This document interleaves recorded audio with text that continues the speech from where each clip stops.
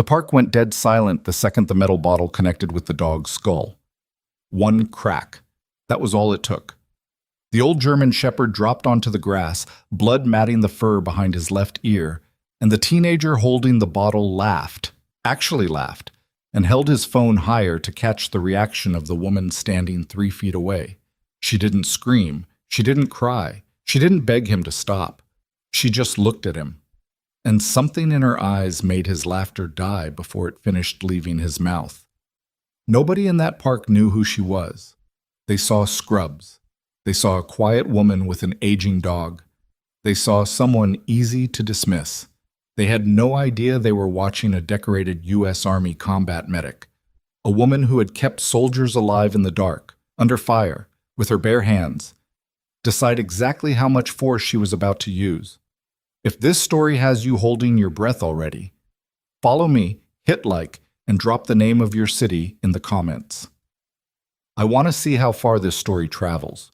The morning Nora Vasquez moved to Pelican Shore, Maine, she brought 3 things with her: a duffel bag, a nursing license, and a German shepherd named Ranger who walked with a slight hitch in his left rear leg from a piece of shrapnel he'd taken outside Kandahar 7 years ago. She didn't tell anyone about the shrapnel. She didn't tell anyone about Kandahar. She signed the lease on a small gray house 2 blocks from the water, unpacked her duffel in under an hour, and showed up to her first shift at Coastal Ridge Medical Center the following Tuesday, wearing clean scrubs and her hair pulled back in a bun so tight it looked like it hurt. Her supervisor, a charge nurse named Deirdre Okafor, handed her the orientation packet with the bored efficiency of someone who'd done it 80 times. ER rotation. You'll be floating between triage and trauma bays for the first month until we see where you fit. The attending physicians here like things done their way, so I'll manage, Nora said. Deirdre looked up from the clipboard. She studied Nora for a moment. The stillness in her posture, the way she stood with her weight slightly forward, balanced, like she was already prepared to move, and then she went back to the clipboard without another word. That was fine. Nora wasn't here to impress anyone. She was here because Pelican Shore was small and quiet, because the water reminded her of nothing that had ever hurt her, and because Ranger needed soft ground and cool air and somewhere without too much noise. He was 9 years old. He'd earned it.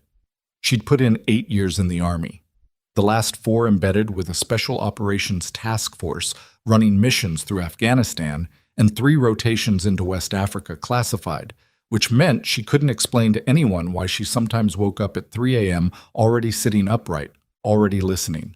The task force designation was still sealed. The commendations were in a box under her bed. The medical skill she'd built, the ability to read a trauma situation in 3 seconds, to make the call most ER physicians spent 20 minutes debating, to keep a man alive with whatever happened to be inside a field pack on a dirt floor in the middle of nowhere, that she kept, that she used every single day, though nobody at Coastal Ridge knew where it came from. They just thought she was good at her job, fast, efficient, uncomfortably calm when everything else was falling apart. Dr. Preston Hale, the senior attending physician in the ER, formed his opinion of Nora Vasquez on day 4. She had flagged a patient he'd discharged, a 58-year-old man presenting with what Hale had noted as musculoskeletal back pain, and quietly requested a CT of the abdomen. He's got a dissection starting, she told Hale at the nurse's station, keeping her voice level. His pain pattern doesn't match musculoskeletal. It's radiating wrong, BP differential between arms. I'd like imaging before he leaves. Hale looked at her for a moment, the way certain men look at women who've just said something inconvenient. Then he glanced at the chart, then back at her. He's been evaluated, he said. He's been assessed for the most likely diagnosis, Nora replied. I'm asking you to rule out the one that'll kill him in the parking lot. There was a pause, the kind that has weight in it. Hale ordered the CT, mostly Nora suspected, so he'd have something to point to when it came back clean, and she was wrong. It didn't come back clean. The patient had an aortic dissection in early stage. He was transferred to cardiothoracic surgery within the hour. Hale never thanked her. He did, however, start responding to her clinical notes with a particular brand of condescension, a word choice here, a tone there, that communicated clearly that he found her presence in his department approximately as welcome as a crack in the wall. "You're ruffling feathers," Deirdre told her, 2 weeks in, not unkindly. "I'm doing my job," Nora said. "Those aren't always the same thing here." Nora understood what she meant. Coastal Ridge Medical Center existed in a specific ecology. The hospital had been substantially funded by a handful of wealthy families in Pelican Shore. Old money, coastal money, the kind that came with boats and summer houses and a standing expectation that the institution would reflect their importance back at them. The physicians who mattered were the ones those families liked. The nurses who lasted were the ones who knew their place. Nora had never been good at knowing her place. She kept her head down anyway, because Ranger needed stability and she needed the income, and because fighting institutional politics was a kind of exhaustion. She'd promised herself she was done with. She did her work. She caught what other people missed. She drove home along the coast road each evening and sat with Ranger on the porch and watched the water go dark. And she told herself this was enough. Some evenings, she almost believed it. The day everything changed started the way bad days often do. Ordinary, almost to the point of deception. It was a Saturday in late July, warm and clear, the kind of afternoon that made Pelican Shore look like a postcard. Nora had worked a double the day before and had the morning off. She laced up her shoes, clipped Ranger's leash to his collar, and drove the 4 minutes to Bayfront Commons, the public park that stretched along the waterfront near the center of town. Ranger walked with her the way he always did, steady, attentive, his nose working the air in long, slow sweeps. His gait was slower than it used to be. The hitch in his left leg was more pronounced on cold mornings, though today was warm enough that he moved well. He was 9. He had gray on his muzzle and scarring on his left flank that a vet in Fayetteville had once told Nora was consistent with a fragmentation wound. She'd told the vet she knew. She'd been there. The park was moderately busy, families with strollers, a couple of teenagers on the grass, a group of older men playing chess at the concrete tables near the pavilion. Nora found an open stretch of path along the water and let Ranger set the pace. She didn't carry her phone in her hand. She never did, in places like this. She watched the water. She heard them before she saw them. The laughter came first, sharp and performative, the kind meant to be heard, meant to signal that something was happening and the people making the noise wanted credit for it. Then the voices, hold up, get this one, classic. Bro, you're insane. Watch. She turned her head without stopping her stride. 3 young men, late teens or early 20s, clustered near a bench about 40 yards ahead. One of them was filming. The center one was doing something with his arm extended, angled down, and it took Nora 3 more seconds to see what he was pointing at. A small terrier mix, leashed to the bench, was cowering against the concrete as the center kid made lunging motions toward it, laughing every time the dog flinched. Nora altered her course. Ranger beside her had already seen it. His pace slowed. She felt the slight tension come into his body. Not aggression, not yet, just the alertness of a trained animal registering a situation. "Hey," Nora said, not loudly, but with the flat, specific weight of someone who isn't asking. The 3 of them turned. The center one, tall, well-dressed, the particular ease of someone who'd grown up without ever being told no, looked at her with immediate boredom. "Yeah? Leave the dog alone." He looked at his friends. The one filming, a lean kid with expensive-looking sneakers, grinned. The third one, shorter, said nothing, but didn't look comfortable. "It's a public park," the tall one said. "I'm not touching it." "You're harassing it," Nora said, "which is a crime in this state. Walk away." The tall one looked her up and down. Scrubs, hair in a bun, middle-aged dog on a leash. He made a calculation in about 3 seconds, the way a certain kind of person does when they think they've already established the power dynamic. "Is that your dog?" he said, pointing at Ranger. "He looks like he's already halfway dead." "Keep walking," Nora said. She didn't raise her voice. She didn't change her expression. "No, seriously, what is that? 10 years old? 12? What is he even doing out here?" He stepped slightly sideways, trying to see Ranger's face. "Hey, buddy! Hey! Hey, old man!" Ranger didn't react. He sat, square and still, watching the kid with the calm attention of an animal that had seen far worse and wasn't impressed. "Cool dog," the tall one said, mock sincerely, and then to his friends, "That's a cool dog." They laughed. Nora watched the filming one angle his phone slightly. She noted it, filed it. "Last time I'm saying it," she said. "Walk away." Something in her voice, the quality of it, maybe, the lack of anything that resembled fear or negotiation, made the shorter kid take a half step back. The filming one kept the phone up, but his eyes had changed a little. The tall one, though, didn't move. His name, though Nora didn't yet know it, was Colt Maddox. He was 19. His father was Douglas Maddox, who owned half the commercial real estate on the north shore of Pelican Shore and sat on the hospital's board of directors. Colt had been expelled from 2 private schools, had 3 incidents on his juvenile record that had been quietly handled by his father's attorneys, and had 58,000 followers on the platform where he posted his videos. His videos usually involved making someone uncomfortable on camera. His followers liked watching it. He stepped forward. He didn't touch Nora.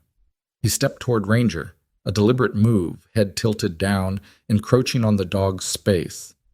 "Sit," he said to Ranger, mockingly. "Sit. Roll over. Play dead. You probably know that one already." Ranger held still. His ears were up.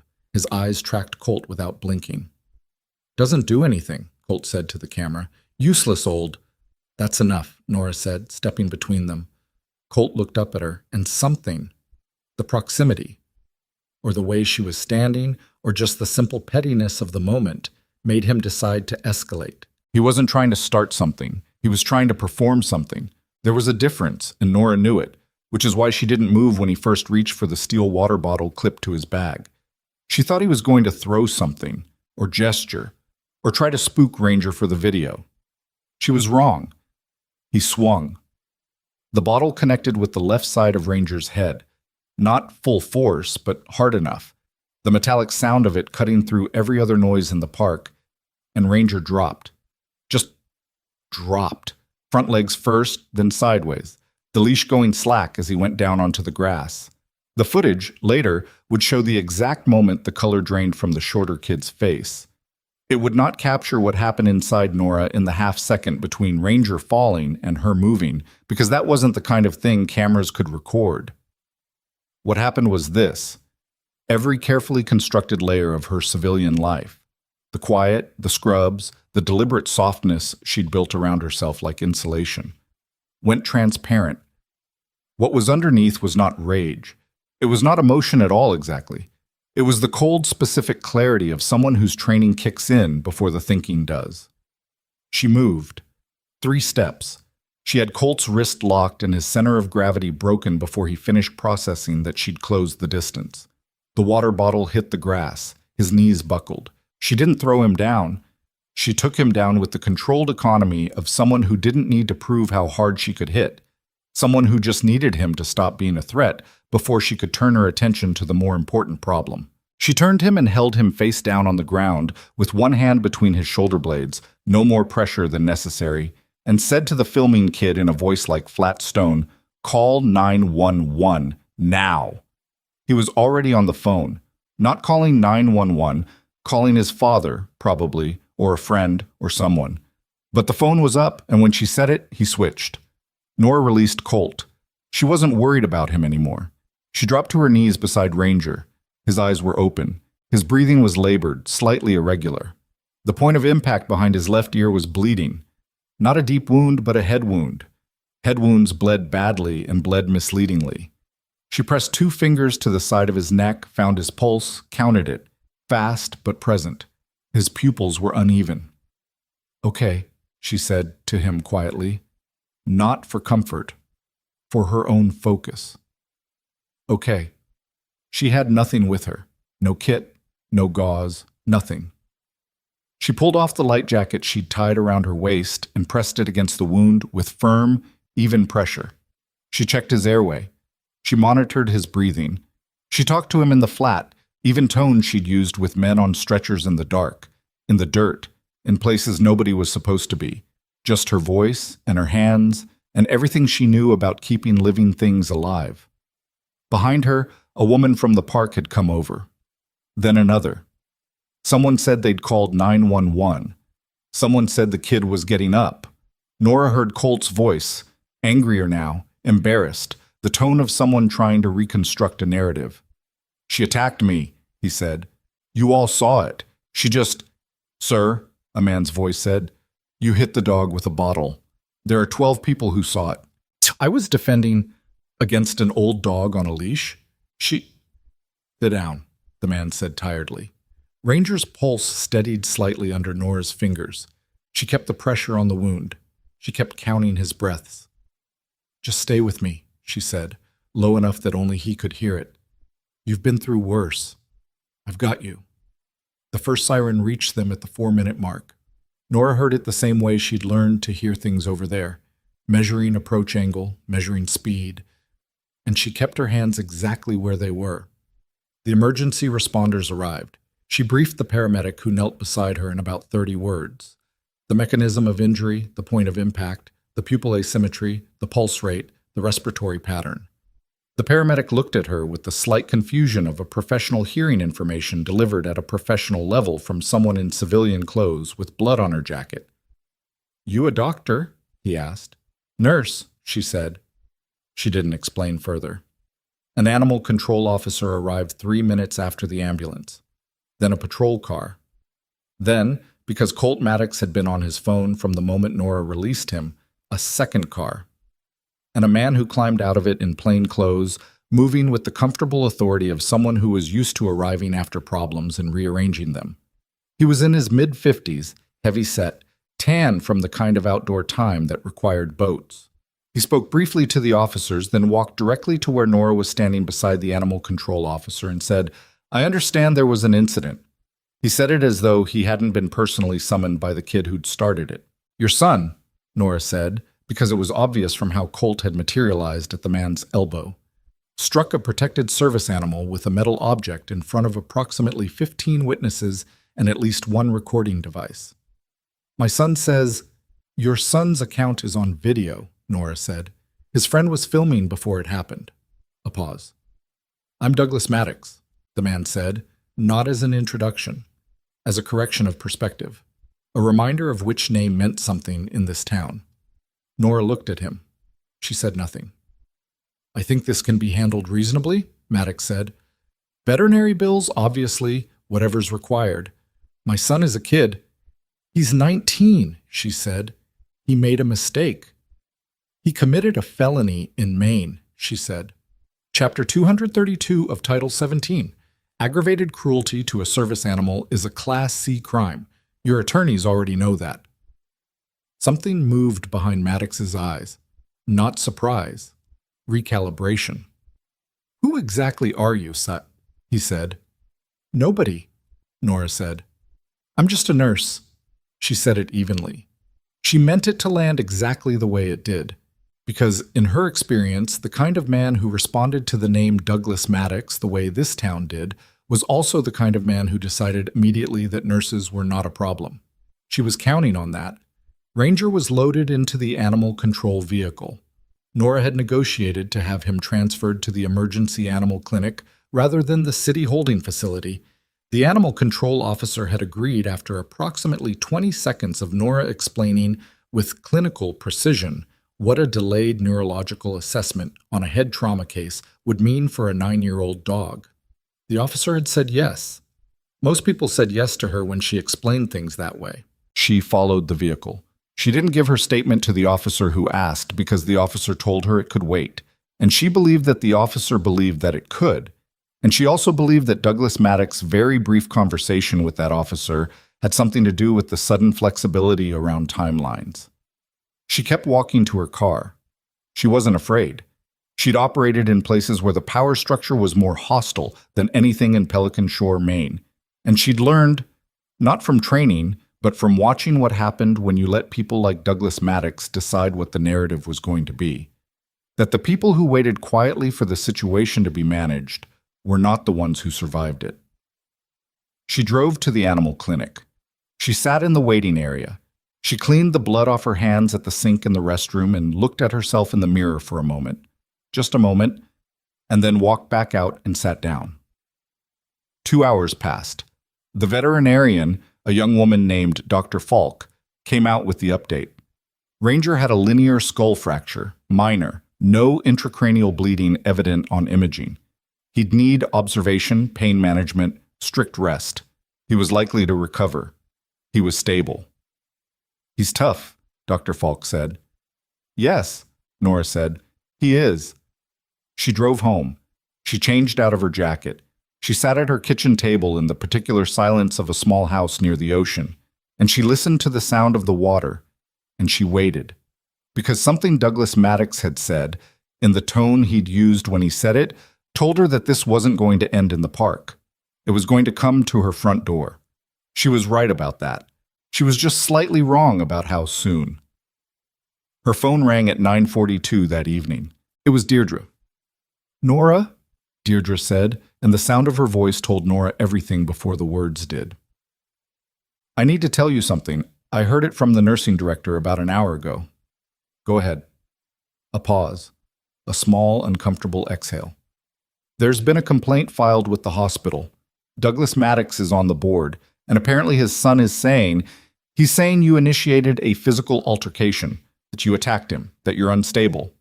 Another pause. "They're asking you not to report for your next shift until the matter's reviewed." Nora sat with that for a moment. "Did they contact HR?" "Yes." "And the police?"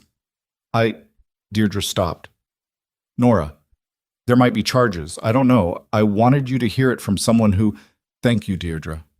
"I'm sorry. I think this is—" "I know what this is," Nora said. She ended the call. She set the phone on the table. She looked at it. Outside, the ocean made its sound, the slow, permanent percussion of water against rock.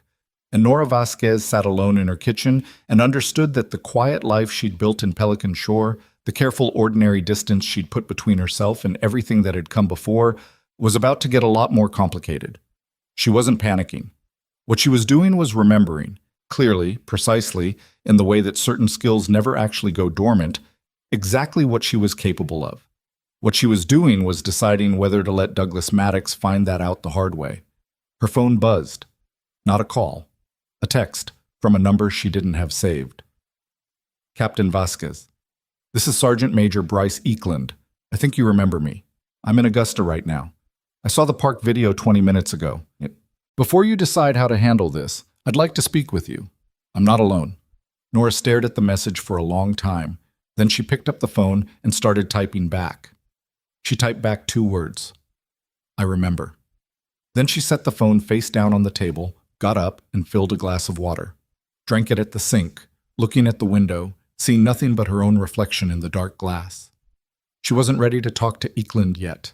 She needed 60 seconds where nobody needed anything from her, where she could stand still and let her thoughts settle the way sediment settles.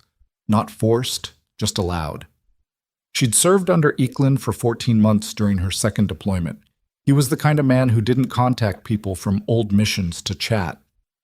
If he'd seen the park video and driven to Augusta and was telling her he wasn't alone, he wasn't doing it because he was worried about Ranger. He was doing it because something else was already in motion. She picked the phone back up. "What time?" she typed. His response came in under 10 seconds. "Tomorrow morning, 700, your address, if that's acceptable. We'd prefer not to meet in public." She stared at that for a moment. The phrasing. We'd prefer. Not him, singular. Something organized, something that had already been considering its options before he sent the first message. "Fine," she typed. 700. She set the phone down. She went to bed. She slept 4 hours, which was more than she'd expected. They arrived at 6:58. 3 vehicles, 2 unmarked sedans and a dark SUV that had the quiet bulk of something government-adjacent without being obvious about it. Nora watched them park from the kitchen window while the coffee finished brewing. She poured 2 mugs before she opened the door, an automatic gesture, and then registered she'd done it and left one on the counter. Eklund looked the same as she remembered, which was to say he looked like a man who'd spent most of his adult life doing things outdoors that nobody would put in a press release. He was in his 50s, built like a doorframe, with the particular stillness of someone who'd long ago stopped needing to perform composure. Behind him, a woman in civilian clothes, late 40s, precise, the way she held herself suggesting she was used to rooms where she was the authority, and 2 men who stayed near the vehicles. "Captain Vasquez," Eklund said. "I haven't been a captain in 3 years," she said. "Come inside." She didn't ask who the woman was. She waited. They sat at her kitchen table. The woman set a slim folder on the surface but didn't open it yet. Eklund wrapped both hands around the mug Nora set in front of him and looked at her directly, the way he always had. No preamble, no softening. "You've had a complicated 24 hours, he said. "The dog's stable," she said. "Fracture, no bleed, he'll recover." "Good." He meant it. "The situation around the dog is the part I want to talk about. Specifically Douglas Maddox." Nora waited. The woman opened the folder. She turned it so Nora could see, not a dossier exactly, more a summary. Financial records, flagged, zoning approvals circled, a name at the top of a state government document, Aldridge Paul T., Deputy Director, Maine Department of Commerce. "Maddox has been under a federal financial investigation for 11 months, the woman said. Her name, she'd said when she came in, was Harlan. Just Harlan. Real estate manipulation primarily. He's been coordinating with a sitting state official to flag competitor properties for code violations and then acquiring them at depressed prices through shell entities. It's not glamorous, but it's wire fraud. And when you add the state official, it becomes a federal matter. "That's not about me," Nora said. "No," Harlan agreed. "But last night, after the incident in the park, Maddox made 3 phone calls, 2 to attorneys, 1 to Chief Bernard Quill of the Pelican Shore PD." Nora absorbed that. "Quill is the third thread," Harlan said. "He's been protecting Maddox's interests for at least 4 years. We have call logs. We have a pattern of incident reports that were delayed, modified, or buried when Maddox's name was adjacent to them." She paused. "Last night's call was Maddox asking Quill to manage the situation with you specifically.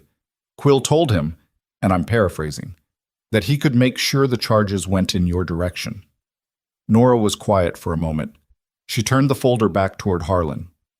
"How does any of this change what happens to me this week?" she said. Because that was the actual question. Not the federal picture, not Maddox's 11 months, not the wire fraud architecture. What happened to her, specifically, in the next 72 hours? Eklund leaned forward slightly. "Quill is moving on you today. We think by end of business. He's going to have you brought in for the assault on Colt Maddox. He'll move to have Ranger seized, probably framed as a dangerous animal. The hospital's already suspended you pending review. I know that. The question," Harlan said, "is whether you want to handle this quietly or whether you want help." Nora looked at her. "What kind of help?" "The kind that means Quill doesn't get to write the first paragraph," Harlan said. There was a silence. Outside, a gull made one long call and went quiet. "I need to be in that clinic by 9, Nora said. "Ranger's morning assessment is at 9:15. "We can work around that," Eklund said. "Then tell me what you need from me." She was at the clinic at 5 minutes to 9. Dr. Falk met her at the back entrance.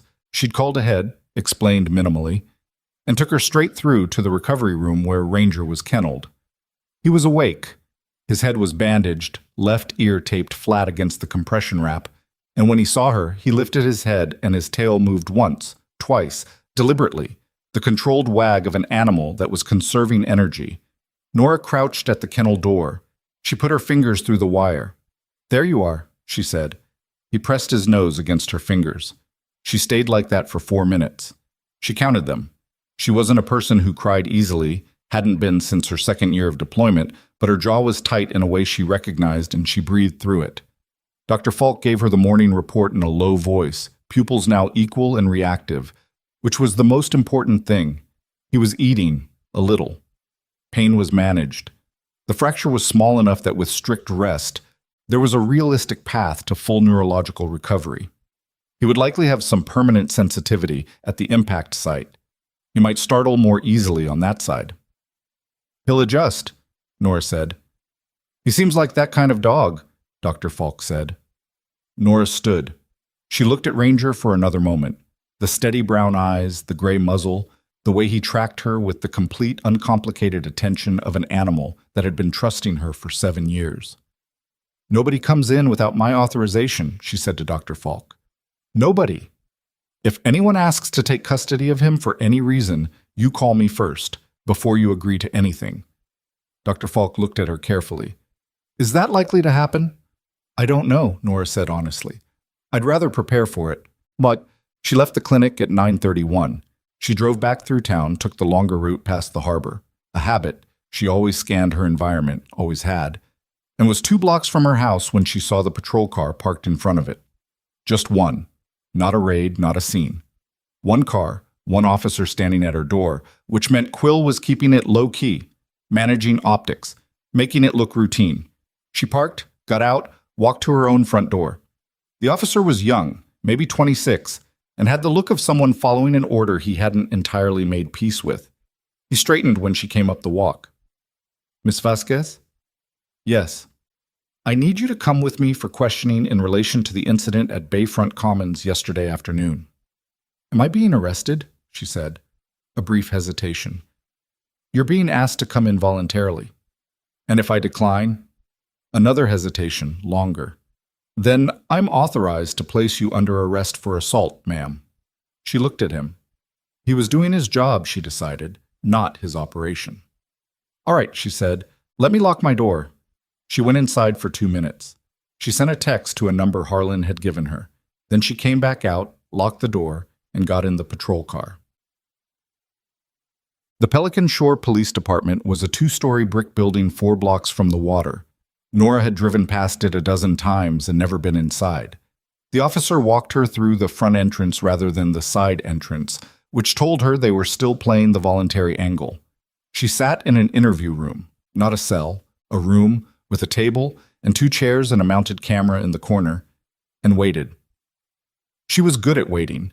She'd spent an aggregate total of what she estimated was several months of her military career waiting in rooms, in vehicles, in positions, in the specific suspension of time that preceded action. She'd learned to make herself genuinely still during it, not performed stillness, but actual lowered heart rate stillness, the kind that conserved energy and kept the mind clear. 22 minutes passed before the door opened. Chief Bernard Quill was not what she'd expected from the name. He was short and compact, late 50s, with the weathered face of a man who'd grown up on a working boat and never fully transitioned to the desk. He carried himself with the confidence of someone who'd been the authority in this room for a long time and had stopped questioning whether that would ever change. He sat down across from her. He put a manila folder on the table but didn't open it. "Ms. Vasquez," he said, "I appreciate you coming in." "You gave me a choice between this and a patrol car ride anyway," she said. "So," he almost smiled, "I want to be straightforward with you. We have a complaint. We have an alleged victim who says you physically assaulted him, and I need to get your account of what happened." "My account is on video," she said. "Colt Maddox's friend was filming before the incident began. The video shows Maddox striking my dog." "We're aware of a video," Quill said. "We're also looking at whether it captures the full sequence of events." She understood that sentence exactly. "We're looking at whether we can use the parts we want and explain away the rest." "The dog," she said, "is a retired military working dog. He served 4 years with the 75th Ranger Regiment's attached K-9 unit and 1 year with the Special Operations Task Force. His service records are documented. Striking him constitutes a federal offense under 18 U.S.C. 1368, which covers assaults on federal law enforcement or military animals." Quill's expression didn't move. "He's retired," he said. "The protection isn't voided by retirement," she said. "The statute covers animals who have served. I'm happy to have that reviewed by whoever you'd like." A beat. "You subdued him," Quill said. "Colt Maddox, you put him on the ground." "I neutralized an active threat to a downed animal," she said. "I used minimal force. I released him as soon as he was no longer in a position to continue the attack, and I provided triage to the injured animal immediately after. If the video is reviewed in its entirety, all of that is documented." Quill tapped the folder. "You have a military background." "Yes." "What kind?" "Army medic." He nodded slowly. "What unit?" "Several. she said. Some of which I'm not able to discuss. His eyes moved over her face. She looked back at him steadily. Miss Vasquez, he said, and the tone shifted. Less procedural now, more personal, which was a technique she'd seen used before. The illusion of candor. I'm not trying to make this harder for you than it has to be. Douglas Maddox is a significant figure in this community. His son made a bad decision. I think there's a version of this that doesn't have to become what you and I both know it could become. She let that sit. What version is that? She said. Incident is recorded as mutual disturbance. Maddox agrees to cover the veterinary bills in full. You agree not to pursue civil claims. Everybody goes home. She looked at him. Colt Maddox hit a retired military dog with a metal object, she said. That's not a mutual disturbance. From where I'm sitting? No, she said quietly, and the word had enough weight in it that Quill stopped. I'm not going to agree to a framing that didn't happen, and I'm not going to agree to suppress the complaint, and if you move forward with arresting me for defending a dog that was being beaten in front of witnesses and a recording, you're going to want to make sure your paperwork is very clean. A silence. Quill's expression had changed. The candor performance was over. What was underneath it was harder, more calculating. That a threat? He said. No, she said. It's a recommendation. He stood, picked up the folder. I'm going to need you to stay available. Don't leave the area. I wasn't planning to, she said. He left. The door clicked shut behind him. Nora sat in the room for another few minutes. The camera light in the corner blinked red steadily. She looked at it, not particularly caring. Then she stood, walked to the door, tried the handle. It was unlocked. She walked herself out, through the corridor, past the front desk where the young officer looked up with a slightly startled expression, and out the front doors into the afternoon air. Her phone showed a text from Harlan. We saw. Good. Don't engage with Quill again without counsel present. Things are moving faster than we expected. She typed back. How fast? Harlan. There's been a development. Come to the address I sent this morning. Nora looked at the message. Then she put the phone in her pocket and walked to her car. The address was a rental property on the north edge of town, a clapboard house set back from the road, an unremarkable beige sedan in the driveway, no markings of any kind. Nora pulled up at 20 past noon. Eklund met her at the door and let her in without speaking, which told her something had changed. Inside, the living room had been converted into something that resembled a field staging area. Laptops open, a mobile hotspot unit on the kitchen table, Harlan on the phone in the corner with her back to the room. Two men Nora hadn't met sat with laptops, their screens angled away from the door as a habit rather than a directive. Eklund closed the door. He sat. He gestured for her to sit. Colt Maddox uploaded the video, he said. She stared at him. What? 40 minutes ago. He edited it. He cut out the 30 seconds before the hit, so it starts with you taking him down. No context, no attack on Ranger, just you putting a teenager on the ground. He paused. It's at 11,000 views. Nora said nothing. His account has 60,000 followers, Eklund continued. The caption says you're a violent woman who attacked him unprovoked in a public park. There's a comment from his father's verified account offering a $10,000 reward for anyone who can identify additional witnesses to the assault. She breathed through the first 3 seconds of what that felt like, the specific kind of anger that had nowhere useful to go immediately, that had to be acknowledged and then set aside. The unedited video, she said. His friend was filming. The full sequence exists. We know. We're working on it. The friend, his name is Garrett Tibbs, is 17 and terrified. His parents have an attorney, and the attorney has told him not to speak to anyone. What about the witnesses in the park? We've identified 9. 2 have already been contacted by Maddox's attorneys and given what sounds like a politely communicated suggestion to consider their involvement carefully before making any statements. Nora looked at the table. She thought about the 12 people she'd heard referenced at the park. The man who'd told Colt to sit down. The woman who'd said she'd called 911. She thought about how fast money could make witnesses uncertain about what they'd seen. What's moving faster than you expected? She said, looking up at Harlan, who'd come off the phone. Harlan sat. She looked tired in a way that hadn't been there this morning. Maddox contacted 2 of our targets last night. His conversation with Quill included specific mention of your military record. He's trying to find out what you actually did in the Army, who you reported to, whether there's anything he can use to discredit you. He made calls to a DoD contractor acquaintance and to someone in the state attorney general's office. She paused. He's trying to find out if you're someone who matters before he decides how hard to push. And if he finds out I matter, he'll push harder, Harlan said simply. Because men like Maddox don't back down when they're threatened. They accelerate. He's invested now. It's not about Colt anymore, but it's about whether he can be beaten by a nurse. The word sat in the air for a moment. Nurse, said without condescension, just precisely. That was what Maddox saw when he looked at her, and Harlan was naming it accurately. So what's the play? Nora said. We need to move up our timeline on Quill, Harlan said, before Maddox gives him enough information to become a real problem. But moving up the timeline means we need something we don't have yet. She looked at Nora steadily.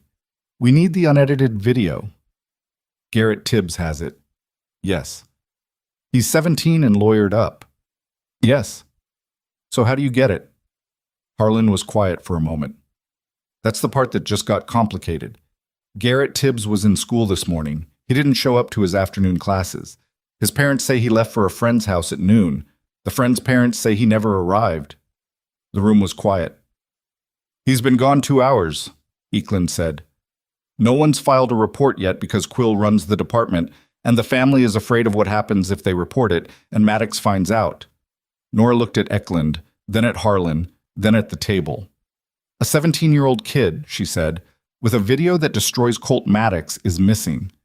Neither of them said anything, because there was nothing to add to that. Her phone buzzed, an unknown number. She looked at it, then answered. Ms. Vasquez.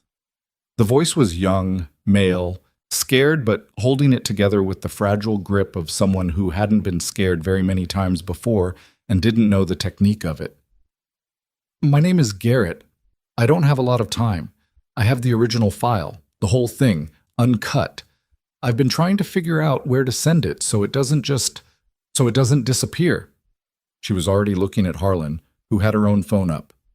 Garrett, Nora said, I need you to tell me where you are. Garrett, Nora said, her voice dropping into the flat, deliberate register she used when the margin for error was thin. Don't move from wherever you are. Tell me what you're looking at right now. A pause. Breathing. The sound of wind or an open window. I'm in the back of... It's a bait shop, near the South Pier, Kellerman's. I know the guy who works here. He let me in. I've been here for like an hour and a half. Nora was already moving toward the door. Harlan was 2 steps ahead of her, signaling one of the men with the laptops. Eklund was on his feet. Is anyone outside? Nora said into the phone. I don't think so. There was a car that went past twice, but it hasn't come back. What kind of car? Black. One of those, like an Escalade maybe, or a Suburban. I don't know cars. Harlan held up her phone toward Nora. We have the address, 6 minutes out. Garrett, listen to me, Nora said. I'm coming to you. Stay where you are, stay away from the windows, and don't open the door for anyone until I tell you to. Do you understand? Yeah. A beat. Are you actually going to be able to help? Because Colt's dad, Garrett, she said. I'm coming. Stay on the line. She was in the car before he finished his sentence, Eklund in the passenger seat, Harlan in the vehicle behind them. The distance was less than 2 miles through Pelican Shore's narrow waterfront grid, and Nora drove it with the particular efficiency of someone who'd navigated worse terrain under worse conditions. No sirens, nothing to announce them. Just the fastest route that didn't take them past the police department. The car he described, Eklund said. I know. Maddox has a security contractor, private firm out of Portland. We've seen them twice in the last month doing surveillance on his properties. Then they already know where Garrett is, or they're running a grid looking for him, Nora said. Either way, we have maybe 4 minutes. She pulled up to Kellerman's Bait and Tackle from the side street rather than the waterfront face. The building was a squat clapboard structure with painted anchors on the sign and a hand-lettered Closed Sundays that hadn't been updated in what looked like a decade. She told Garrett through the phone that she was outside, described herself to the man who let her in. Middle-aged, heavy-set, with the suspicious calm of someone who'd been doing a frightened teenager a favor and was beginning to regret it, and was in the back room in 90 seconds. Garrett Tibbs was smaller than she'd expected, 17, but young 17, with the slight frame of someone who hadn't finished growing and dark circles that said he hadn't slept. He was sitting on an overturned milk crate with his backpack between his feet and his phone gripped in both hands. He looked at Nora when she came in, and the expression on his face was the specific relief of someone who'd been bracing for the wrong person. "You're her," he said. "You're the nurse." "Where's the file?" she said. He held up the phone. "It's on here, and I airdropped it to my iCloud before my parents' attorney told me to delete everything. I didn't delete it. I just said I did." He paused. "Is that, I mean legally, that's a problem for later," Nora said. "Pull it up." Harlan came through the back door. She looked at Garrett, then at the phone, and sat on the corner of a wooden workbench. "Can you send it right now? I'll give you a number." "I already sent it to 3 places," Garrett said. "My cousin in Portland, my own email under a different name, and there's this account that posts stuff when people try to suppress things locally, like a community watchdog thing. I sent it there an hour ago." Nora and Harlan looked at each other. "An hour ago," Harlan said carefully, "before you called us." "I didn't have your number an hour ago," Garrett said, with the straightforward logic of a teenager who didn't understand why that was significant. "I found Miss Vasquez's number through the clinic. Dr. Falk gave it to me." "Is the account public?" Harlan said. "Yeah." "What's the handle?" He told her. She was on her laptop in 12 seconds. The post had been up for 53 minutes. It had been shared 412 times. The video was 2 minutes and 47 seconds of unedited footage that began with Colt Maddox approaching Nora and Ranger on the park path and ended with Nora giving her jacket to the animal control officer and asking for Ranger's transfer to the clinic. Harlan set the laptop down. She put both hands flat on the workbench and looked at the ceiling for a moment. "Okay," she said. "Is that bad?" Garrett said. "No," Nora said. "That's the opposite of bad. That's the one thing that makes all of this significantly harder to contain." She looked at Garrett. "Is the car still not back?" "I don't know. I haven't—" "Stay away from the front windows," Eklund said from the doorway, where he'd positioned himself with a sightline to the street. "Dark Suburban just parked at the end of the block." Garrett went still. "There's a back exit," Nora said to the shop owner. "Loading door, yeah. Opens to the alley behind." "We go now," she said. "Garrett, you're with me." They moved Garrett to the rental house. He sat at the kitchen table and ate a sandwich someone had found in the refrigerator, with the single-minded focus of someone who hadn't eaten in 8 hours. While Harlan made calls and the video spread in the way that digital things spread, when they're the kind of thing people want to share. Not gradually, but in pulses, each share triggering a cluster of more shares, the number climbing in a way that had become impossible to reverse within the first hour. By 3 in the afternoon, the video had been picked up by 2 regional news outlets. By 4, a Portland TV station had embedded it in an online article headlined, "Video Surfaces in Pelican Shore Dog Attack Controversy. Resident's Account Contradicts Earlier Police Statement."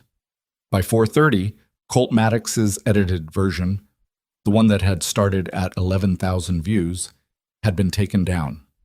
Not by Colt. By the platform, after a wave of reports identifying the discrepancy. Nora watched none of this. She was in the back bedroom of the rental house on a call she hadn't expected to make. Her Army JAG contact, a woman named Pruitt, who had helped her with the paperwork for Ranger's adoption at the end of his service, and who now answered the phone with a slight pause that said she'd already seen something about this. "Your dog," Pruitt said. "Yes. The statute you're looking at is correct," Pruitt said. "The problem is the application requires the animal's service record to be formally entered into evidence and the classification as a protected animal to be formally established. That takes time. Faster route is the main animal cruelty statute, aggravated classification. But you need a cooperative DA." "The DA is elected," Nora said. "Maddox has been a campaign contributor." A pause. "Of course he has. What else?" If there's any avenue through the federal nexus, the financial investigation you mentioned, if that comes public, the DA's calculation changes. Suddenly being seen as cooperative with Maddox is a liability instead of an asset. Pruitt paused. How close is the federal piece? Nora looked through the doorway to where Harlan was at the kitchen table. I don't know, not my timeline. Push it, Pruitt said, because right now you have public sympathy in a video, but that's not the same as protection. Public sympathy doesn't stop Quill from moving on you tonight. I know, Nora said. One more thing, Pruitt said, attorney's firm. And whoever ran it didn't just pull the public summary. They requested your unit designations, your classification level, and your commendations, which means they hit a wall on most of it, because the relevant parts are sealed. A beat. But they now know the parts that are sealed exist, which means they know you're not just a nurse. Nora stood at the bedroom window, looking at the backyard of the rental property, which was just a square of scrubby grass ending at a chain-link fence. Nothing threatening, nothing that needed her attention. How long before Quill moves, she said, to herself as much as to Pruitt. If I had to guess, Pruitt said, he knows the video is out. He knows the story is moving, and he knows that his window to frame this as a simple assault closes every hour the story runs. So either he moves in the next 2 hours, or he talks to Maddox about cutting losses. A pause. One of those options is better for you than the other. Which one? If Quill moves on you, everything he does goes on the record and becomes discoverable, Pruitt said. If Maddox cuts losses, things get quieter and harder to prosecute. Nora absorbed that. So I want Quill to move. You want Quill to move, Pruitt confirmed. Just make sure you're not alone when he does. She ended the call and went back into the kitchen. Yet. It was Eklund who got the alert first. A contact in the department, a source she didn't ask about, who sent a 4-word text at 5:47 p.m. that Eklund read aloud without inflection. Warrant signed. Tonight. Her. Harlan was already on the phone before he finished the sentence. Nora sat down. A warrant. Signed, which meant a judge had agreed, or been persuaded to agree, that there was probable cause. The assault charge, almost certainly. Maybe the classification of Ranger as a dangerous animal thrown in as additional leverage, a way to ensure she had multiple things to fight on multiple fronts, with whatever limited resources a nurse in a rental house 2 blocks from the water could bring to bear. She thought about Ranger at the clinic, sedated and bandaged, his tail moving twice when he heard her voice. She thought about what it meant that the warrant was signed, and the judge who signed it had been accessible at 5:47 on a Saturday evening. The judge, she said. Harlan looked up from her phone. Victor Amory. Maddox donated to his campaign. Of course. This actually helps us, Harlan said, and her voice had a different quality now, sharper, less tired than it had been this afternoon. Something had shifted in the last 10 minutes in the way things shift when a plan that has been possible in theory becomes executable in practice. Amory is also connected to the state commerce official we've been building the financial case around. If his name goes on a warrant that's connected to a federal subject, it becomes part of the record. That doesn't help me tonight, Nora said. No, Harlan agreed. Tonight you need something different. She turned the laptop around. On the screen was a name Nora recognized instantly, a face she hadn't seen in 4 years. And below it, a current title, Deputy Commander, Joint Special Operations Command, Fort Bragg, North Carolina. Brigadier General Mara Solis. She's been aware of the situation since this morning, Harlan said. She wanted to come in quietly. The video changed that. Nora stared at the screen. Mara Solis had been a lieutenant colonel when Nora last served under her, a sharp, precise woman who did not make noise unless noise was the correct instrument for a situation. The fact that she was now a general and wanted to be in Pelican Shore, Maine, on a Saturday evening meant she'd made a calculation that this was worth her visibility. Why? Nora said.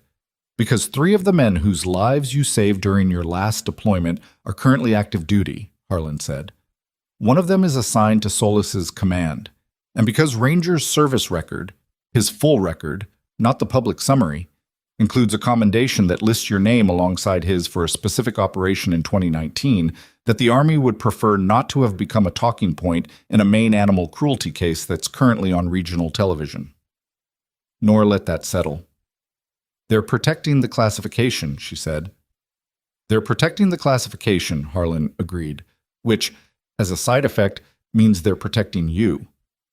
There was a kind of irony in that she didn't have the energy to fully appreciate. "When does Solis arrive?" she said. "She's already in the state.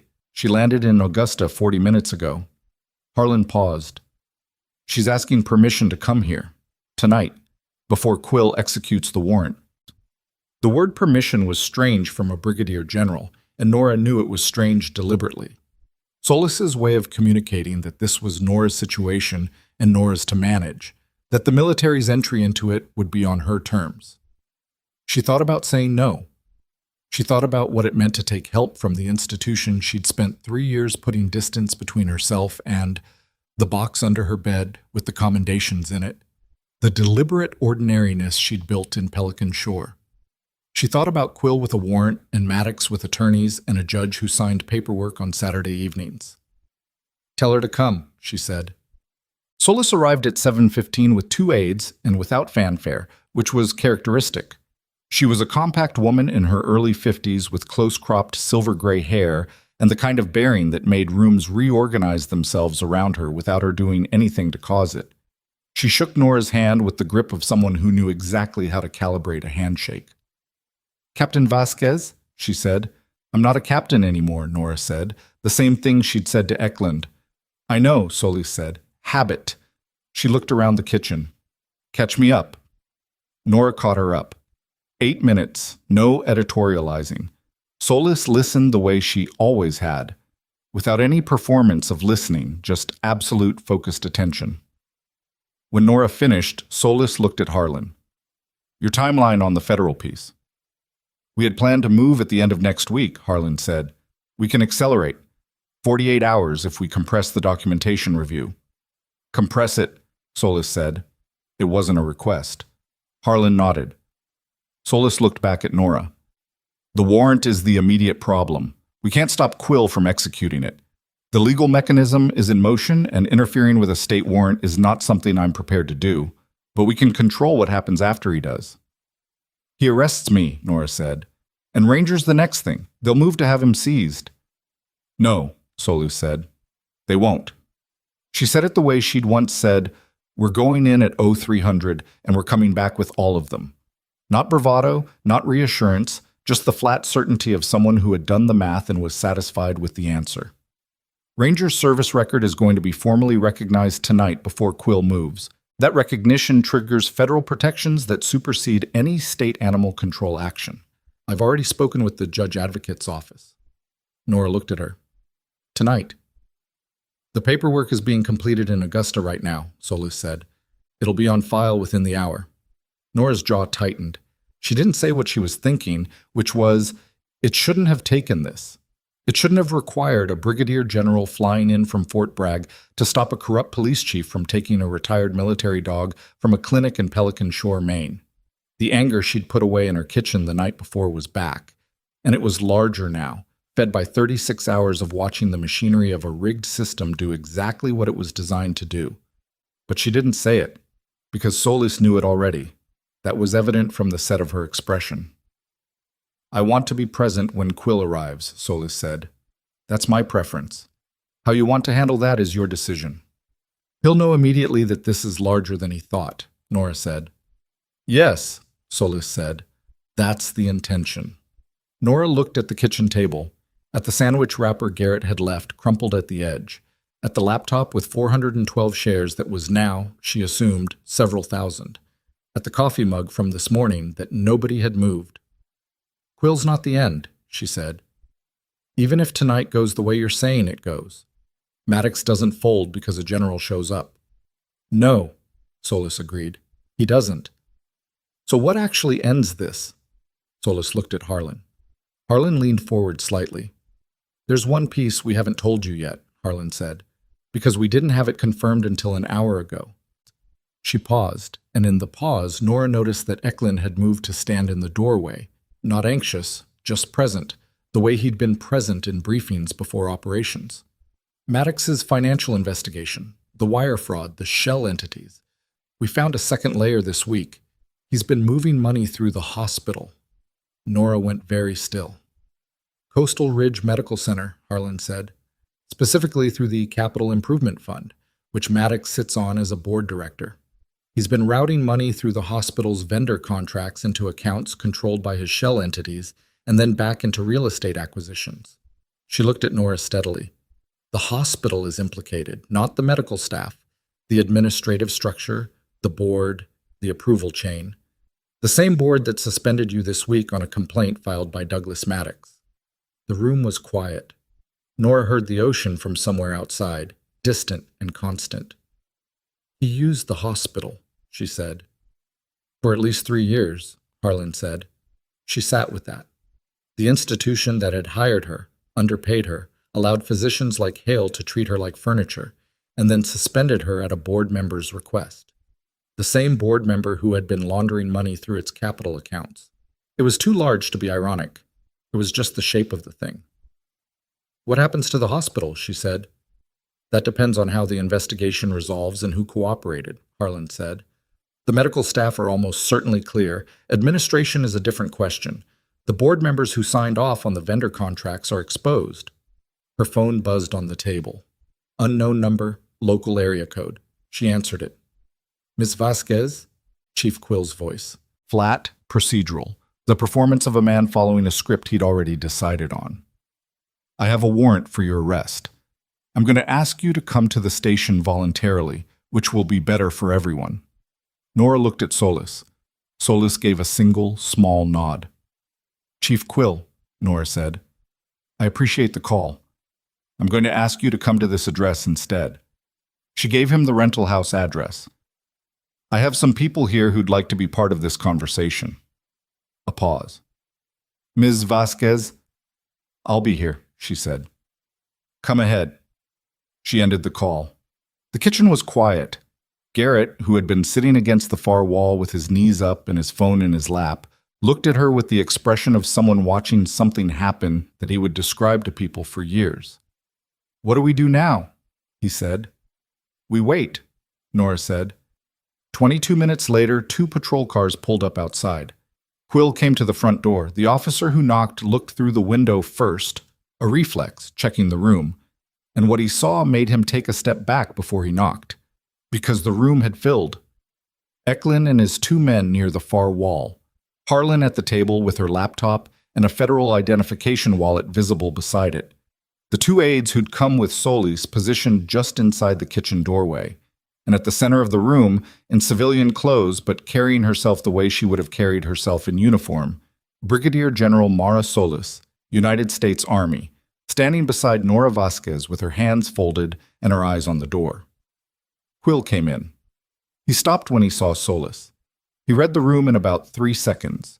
Whatever he had prepared to say rearranged itself somewhere between his brain and his mouth and didn't come out. Chief Quill, Solis said, I think we should talk about the warrant. And then Nora's phone rang again. She looked at the screen, an unfamiliar number but not local. The prefix was federal, D.C. She stepped into the back hallway and answered. Captain Vasquez, the voice said, and she didn't recognize it, but the background noise was the kind of controlled and ambient sound of a government building at night. People moving, keyboards, the weight of an institution that didn't keep business hours. This is Deputy Inspector Wren, Office of Inspector General, Department of Defense. I need to inform you that we have received and verified a complaint regarding the unauthorized disclosure of sealed military service records belonging to you and to Ranger, serial number K9-7741, formerly assigned to United States Army Special Operations Command. She waited. The disclosure was requested by an attorney acting on behalf of Douglas Maddox, Wren said. The individual at the contracting firm who ran the query did not have authorization to access sealed records and has been suspended. However, the access was completed, which means your sealed designation and Ranger's classified commendation were viewed by unauthorized parties. I understand, she said. What I need to tell you, Wren said, is that the nature of what was accessed has triggered an automatic review process. That review involves multiple agencies. A pause. Ms. Vasquez, are you aware that your operational record from 2018 to 2021 contains material that is still classified at a level that requires DOD involvement anytime it becomes a matter of public or legal record? Yes, she said, I'm aware. Then you understand that as of 40 minutes ago, this situation is no longer a local matter. In the kitchen behind her, she could hear Quill's voice, tighter now, less certain, and Solis's voice in response, level and precise. She could hear Harlan typing. She could hear, distantly, the ocean. I understand, she said. Good, Wren said.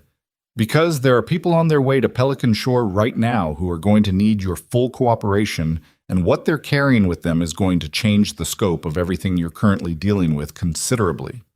What are they carrying? She said. And Deputy Inspector Wren said 4 words that made the hallway feel suddenly very quiet. Sealed operational orders, Wren said, from 2019. Nora stood in the hallway for 3 seconds after the call ended, which was long enough to understand what that meant, and short enough that nobody in the kitchen noticed she'd needed the time. Sealed operational orders from 2019 meant the mission. The one that wasn't in any public record, wasn't in any summary, wasn't in the box under her bed, because it didn't exist in paper form anywhere accessible to anyone without a specific clearance level and a specific need to know. It was the mission that had produced the commendation that Maddox's attorneys had found the edges of when they ran her record, the wall they'd hit, the classified shape they'd seen without seeing the contents.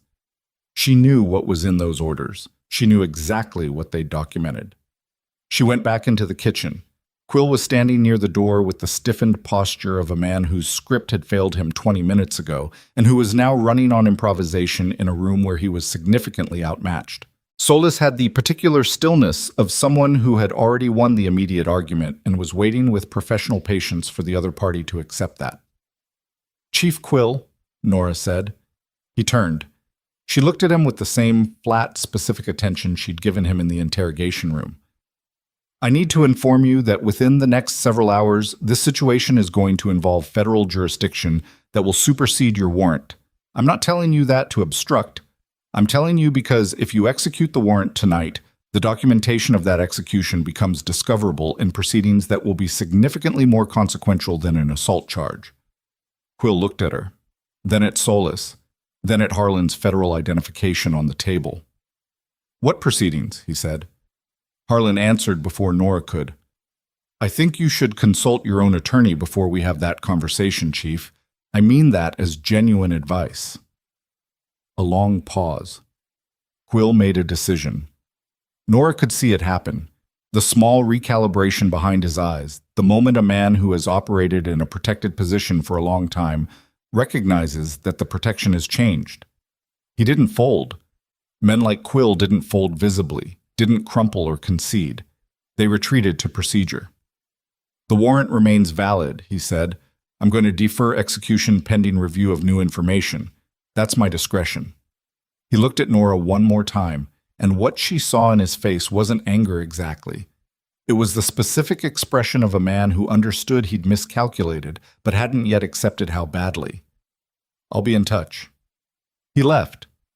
The officer who'd come with him had been standing outside the entire time and fell in behind him without having seen anything. The room let out a collective breath that nobody actually made audible.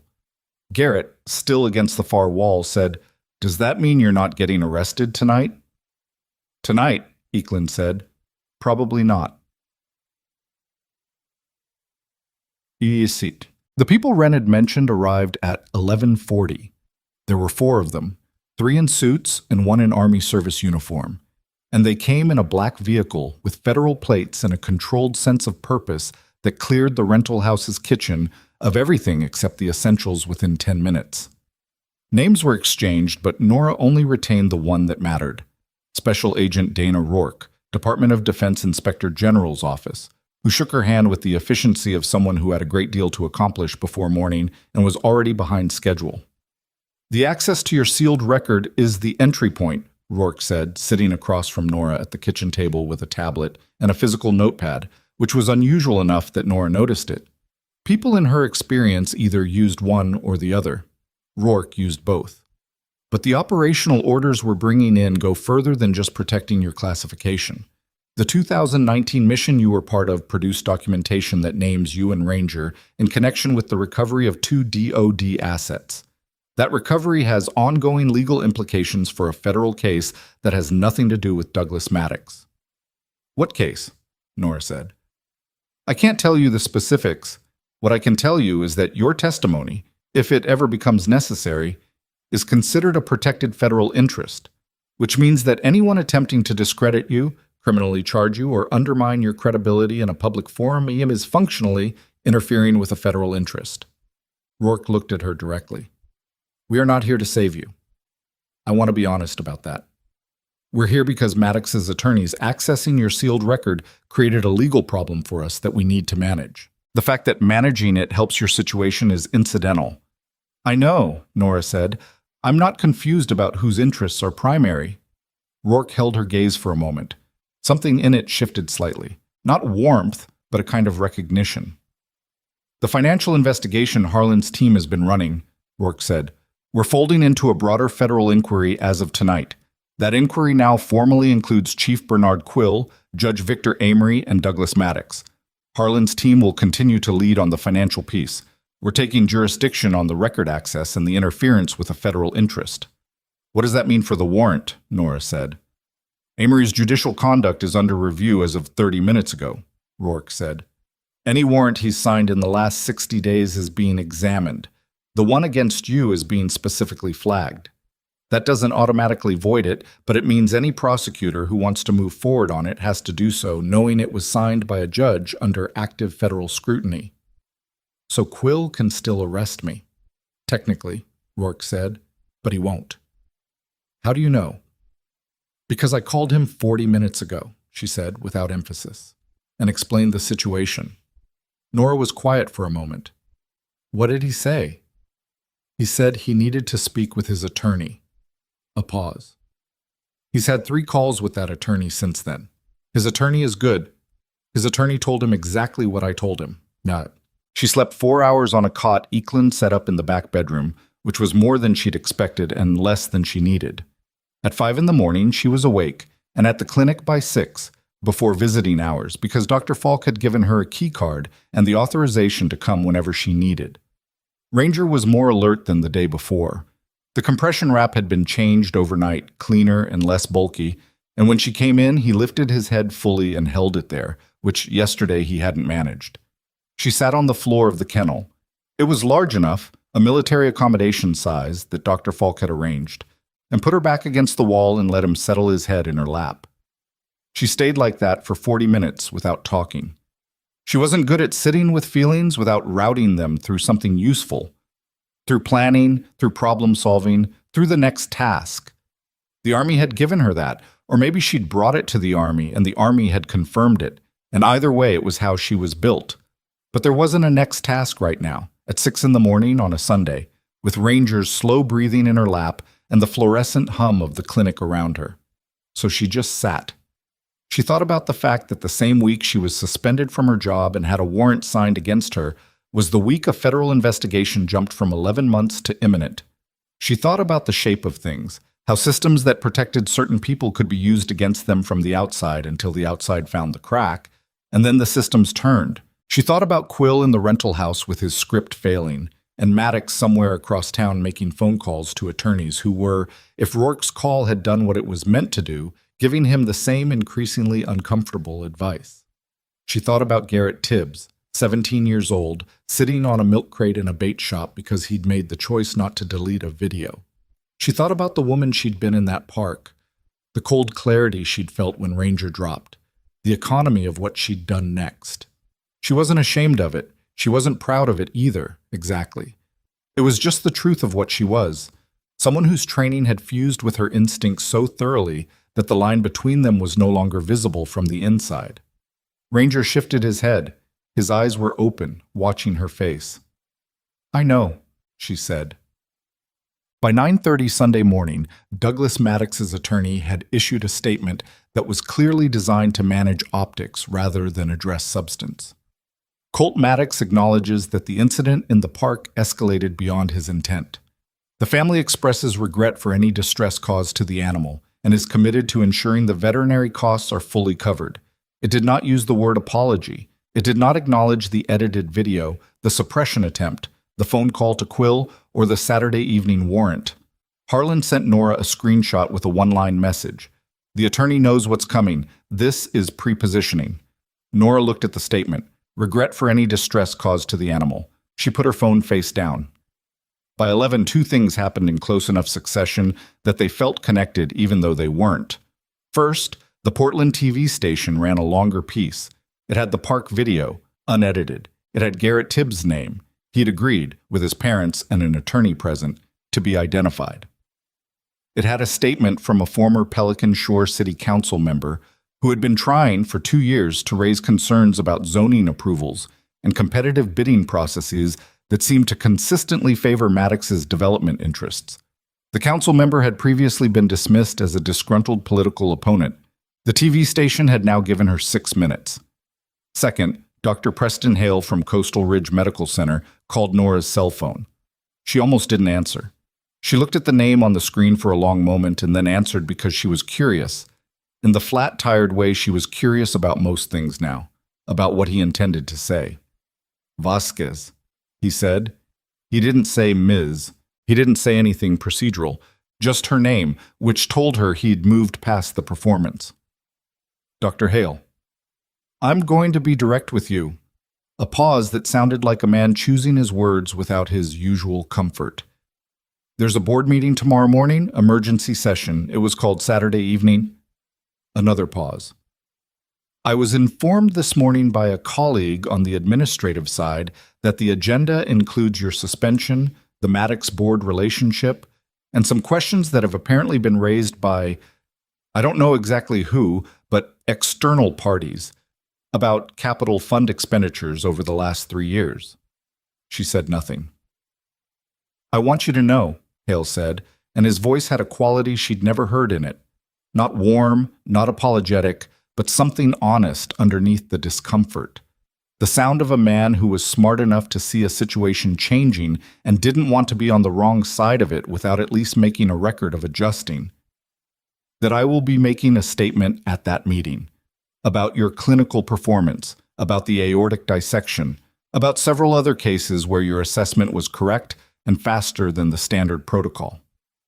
Nora thought about what it cost him to make this call. Not much, probably, not as much as it should have, but something. I appreciate that, she said. A pause. I should have said it sooner. Yes, she said, you should have. She ended the call. She stared at the far wall of the clinic's small anteroom where she'd taken the call, at the poster about canine vaccination schedules on the wall, and felt something that wasn't quite satisfaction but was adjacent to it, the particular sensation of a thing being named accurately after a long time of being named wrong. The federal action moved on Monday. Not quietly, because federal actions of this kind were not designed to be quiet. They were designed to be documented, visible, and structurally irreversible.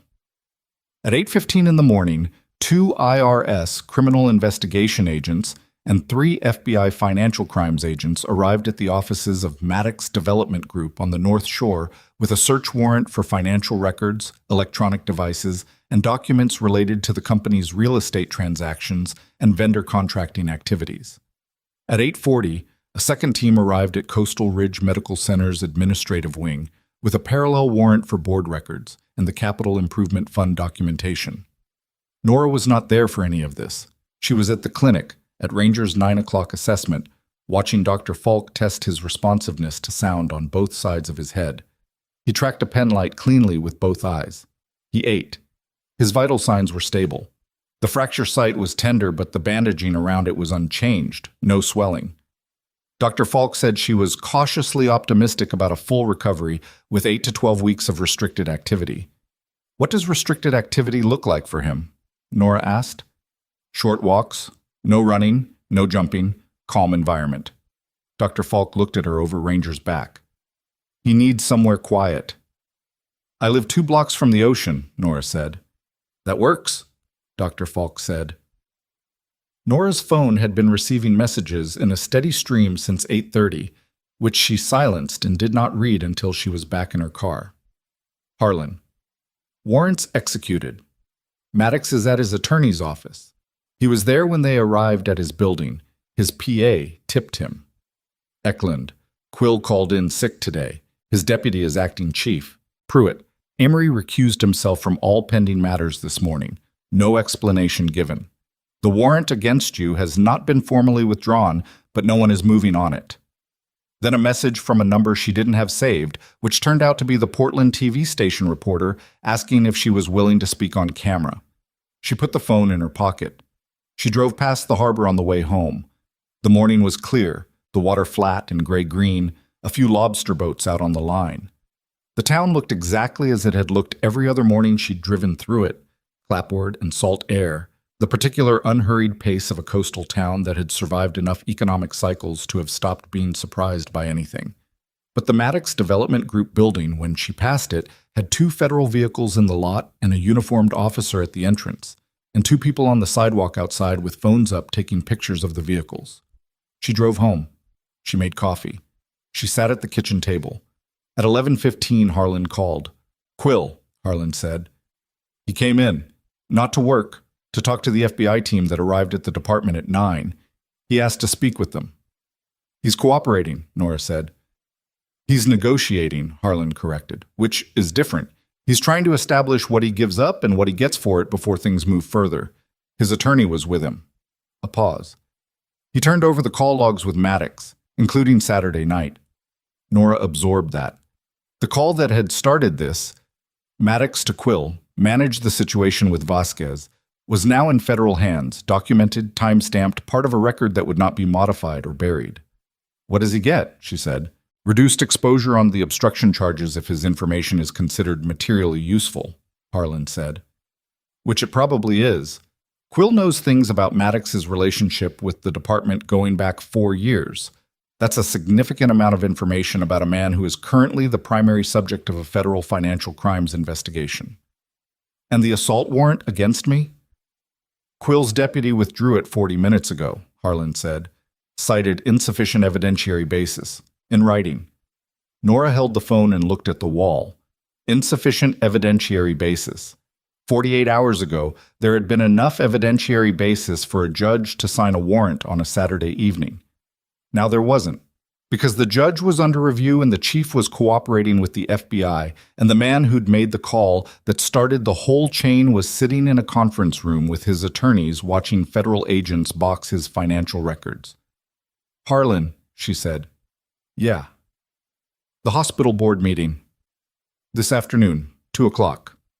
A pause. "I was going to mention that. Is the federal scope going to be discussed?" "The board has been made aware that the investigation involves their capital fund," Harlan said carefully. "They've been advised by their own legal counsel. What that means for the meeting, I don't know exactly." "Who's chairing it?" "Board chair is a woman named Marion Tsui. She's not a Maddox ally. She's old medical establishment, been on the board longer than Maddox. Her attorney contacted our team Saturday night, actually, separately from everything else, asking about the scope of the investigation. She's been watching him," Nora said. "Seems like it," Harlan said. "She's the one who called the emergency session." The board meeting was not something Nora was invited to. She knew that. She wasn't expecting an invitation. She went to the grocery store at 1 in the afternoon, which was the most aggressively normal thing she could think to do, and walked the aisles for 20 minutes, buying things she needed and a few things she didn't. And she drove home and put them away, and then sat on her back step, looking at the small square of her yard. Her phone rang at 4:17. It was Deirdre.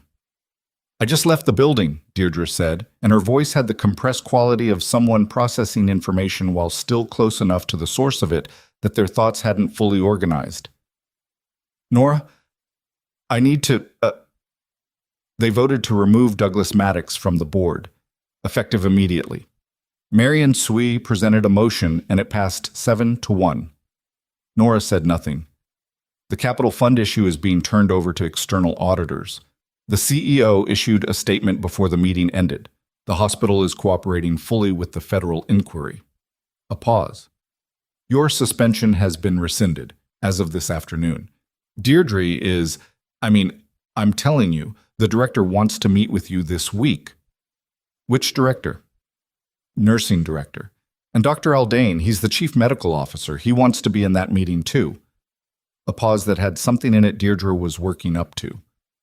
Nora, Hale spoke. He went through 6 cases and said, he said the department's outcomes would have been materially worse without your assessments, and that your suspension was influenced by an inappropriate board relationship that he should have raised concerns about at the time. Another pause. He wasn't graceful about it. It was very clearly a man saying the minimum required, but he said it. Okay, Nora said. Is that, Deirdre stopped. I feel like you should be more. I don't know. Something. I'm sitting on my back step, Nora said. It's a nice afternoon. Deirdre was quiet for a moment. I'm glad you're okay. Me too, Nora said. And she meant it, though the word okay was doing a lot of work. She ended the call. She sat for another few minutes, listening to the neighborhood.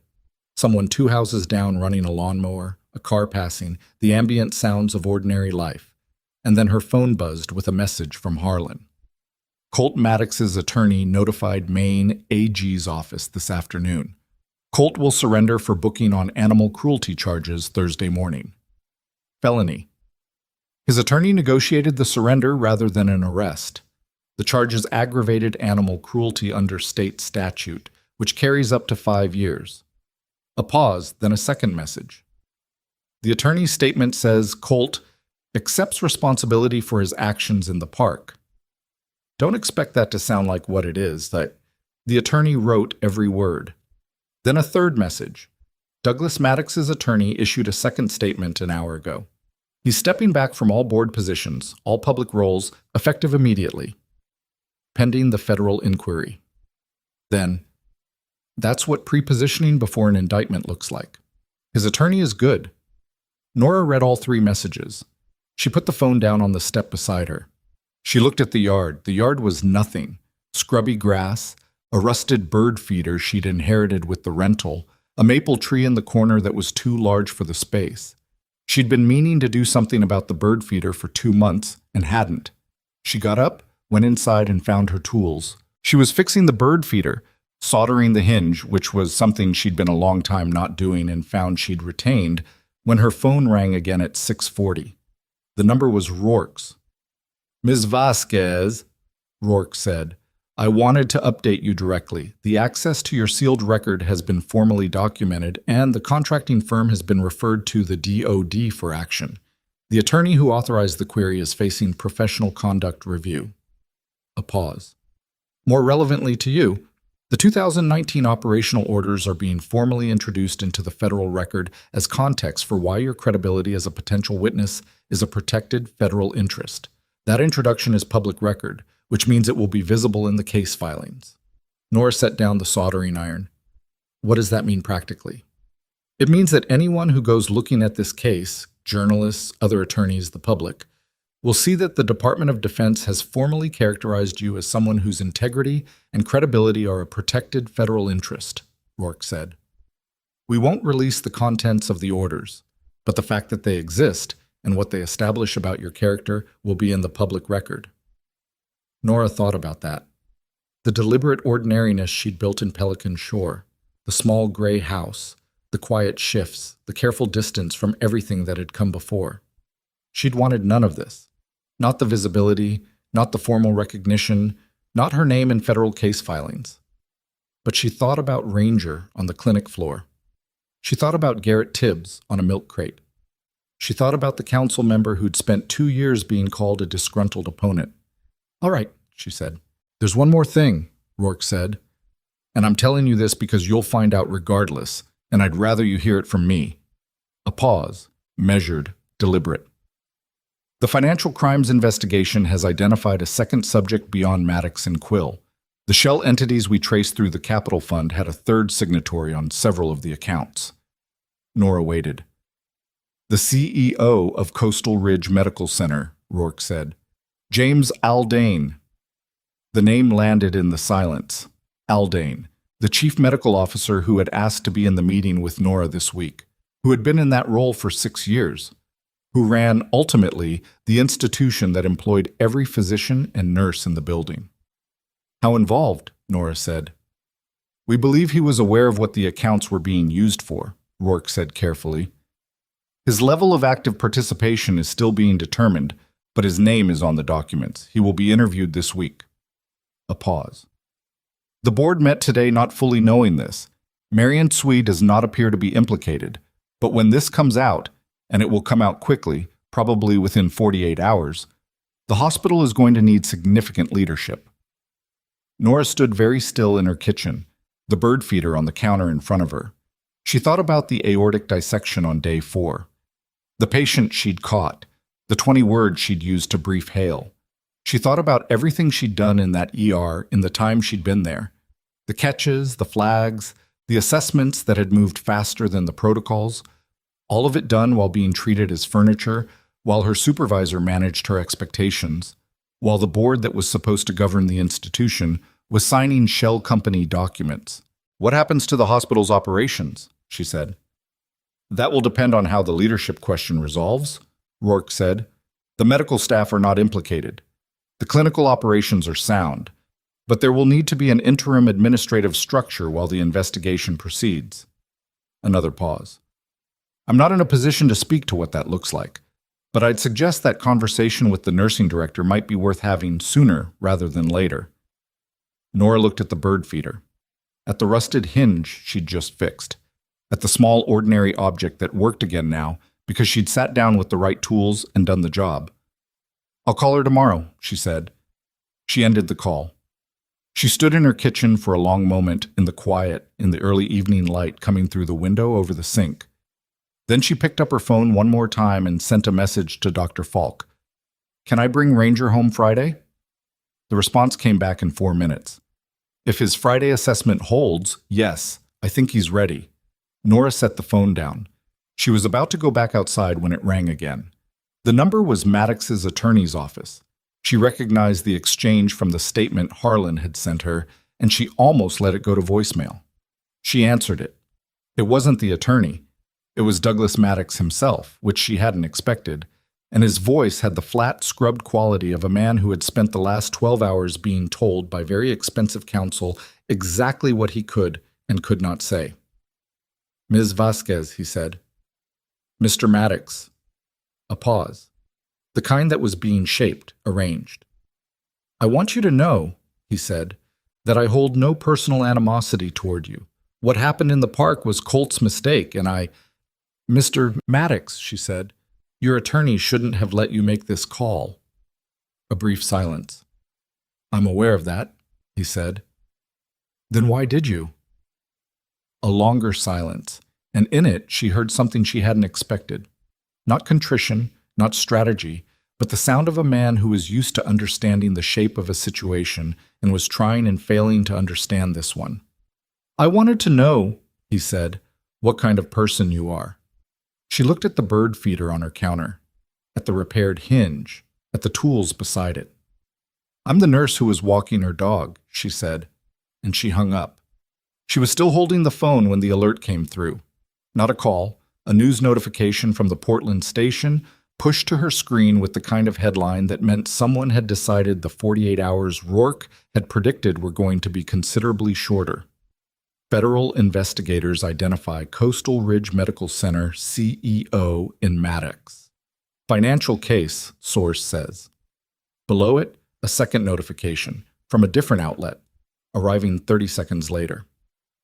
Maddox Development. Federal search reveals third partner in shell company scheme. Sources say arrest warrants being prepared. Nora read both notifications. Then her phone rang for the last time that evening, and the name on the screen was Marion Tsui, board chair of Coastal Ridge Medical Center, who had called the emergency session and voted to remove Douglas Maddox, who had watched the man she'd been maneuvering against for 2 years begin to collapse in real time, and who was now calling Nora Vasquez's personal cell phone at 7 in the evening. Nora looked at the name for 3 full seconds. Then she answered. Ms. Vasquez, Marion Sui said. Her voice was controlled but had the slightly compressed quality of someone who had been in back-to-back difficult conversations for 6 hours and was running on competence rather than energy. I apologize for calling at this hour. I'll be brief. Go ahead, Nora said. I assume you've seen the news alerts in the last few minutes. Yes. Then you know the hospital's situation is significantly more complicated than what the board addressed this afternoon. A pause. I've spent the last 2 hours with our external legal counsel. I've also been on the phone with Harlan from the federal team, who was kind enough to give me a general picture of the timeline. Another pause, shorter.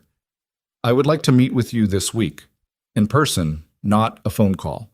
There are things I want to say to you directly and a conversation I want to have that I don't think can happen properly through an intermediary. What kind of conversation? Nora said. The kind about what this hospital needs to become, Sui said, and whether you'd be willing to be part of that. Nora looked at the kitchen counter, at the bird feeder with its repaired hinge. Wednesday, she said, 9 in the morning. Thank you, Sui said. I'll be there. The call ended. The kitchen was quiet. Outside, the last of the evening light was going off the water somewhere 2 blocks away, and Nora stood at her counter in the growing dark and didn't turn on the lights for a while. Clogged. The 48 hours Rourke had predicted compressed into 22. By Tuesday morning, the arrest warrants were public. Douglas Maddox was charged with wire fraud, conspiracy to commit wire fraud, and obstruction of justice, the obstruction charge stemming directly from the Saturday evening call to Quill and the subsequent warrant that had been signed under pressure by Amory. James Aldane, CEO of Coastal Ridge Medical Center, was charged with wire fraud and with failing to disclose a material financial interest to the hospital board, a charge that, while less dramatic than Maddox's, carried the particular weight of betrayal specific to institutional positions of trust. Aldane surrendered Tuesday morning with his attorney at 7:15 to federal agents waiting at his home. He did not make a statement. He looked at the cameras through the passenger window of his attorney's car with the expression of a man who had spent 2 days calculating the range of outcomes and had arrived at a version of acceptance that still hadn't made it all the way to his face. Maddox surrendered at 11. His was the more public arrest. Federal agents at his North Shore office, 2 vehicles, his attorney present, the whole apparatus of a significant federal action done in the daylight where it could be documented. He came out of the building in a suit that probably cost more than Nora's monthly rent, walked to the vehicle, and said nothing. His attorney said nothing. The statement would come later, crafted and strategic, designed to preserve as much as could be preserved. The image of Douglas Maddox being walked to a federal vehicle outside the building with his name on it was on the Portland station's website by noon. Chief Bernard Quill resigned the same morning. Not arrested, not yet. But the resignation statement came through at 10:45 and used the language of a man who had already negotiated his cooperation in exchange for something and was now performing the exit that was part of that agreement. After careful reflection, and in the best interests of the department I have served for 21 years, his deputy was named acting chief.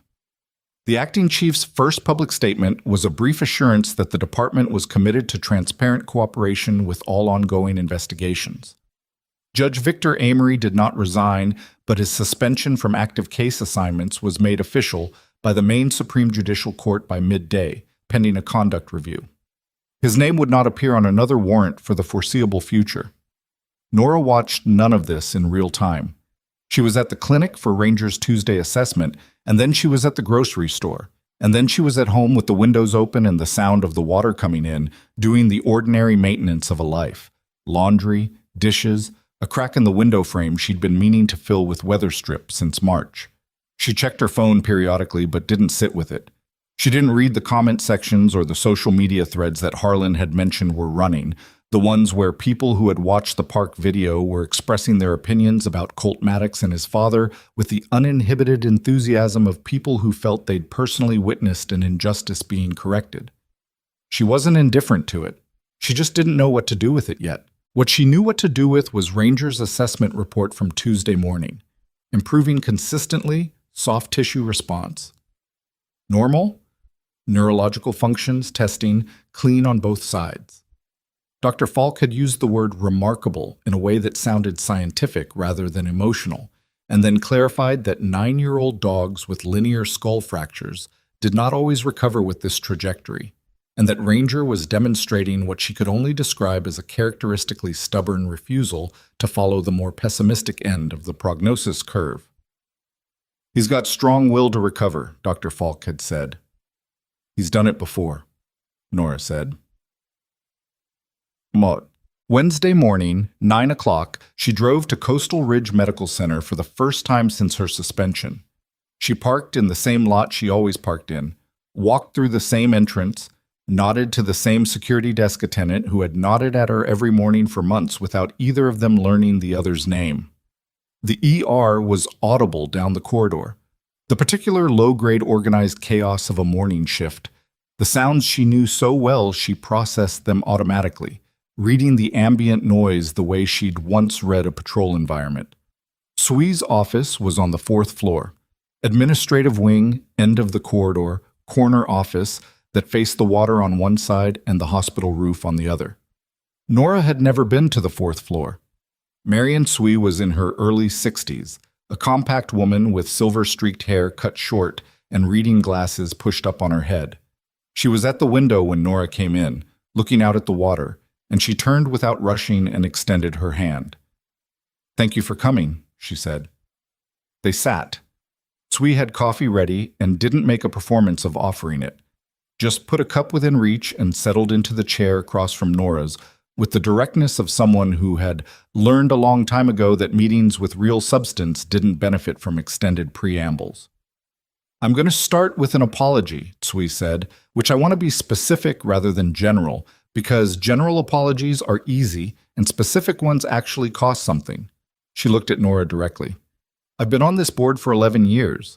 I was aware of Douglas Maddox's personality and his pattern of using board relationships to protect his interests. I managed around him rather than confronting him directly because confrontation was costly and managing was easier." A pause. "Your suspension was filed under a complaint mechanism I should have flagged as compromised given who filed it. I didn't. That's a specific failure on my part, and you were the person who paid for it." Nora held the coffee cup. She didn't say it's okay because it wasn't exactly, and Sui seemed like someone who would notice the inaccuracy. "I appreciate the specificity," she said. "Good." Sui folded her hands. "Now the conversation I mentioned. Aldane is gone. His COO is interim, but she's not an administrator. She's an operations manager. She'll run the building, but she can't restructure what needs to be restructured." A pause. "The board is going to be in a rebuilding period for at least 18 months.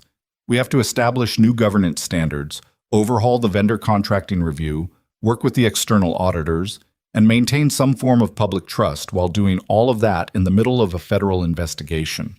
She looked at Nora steadily.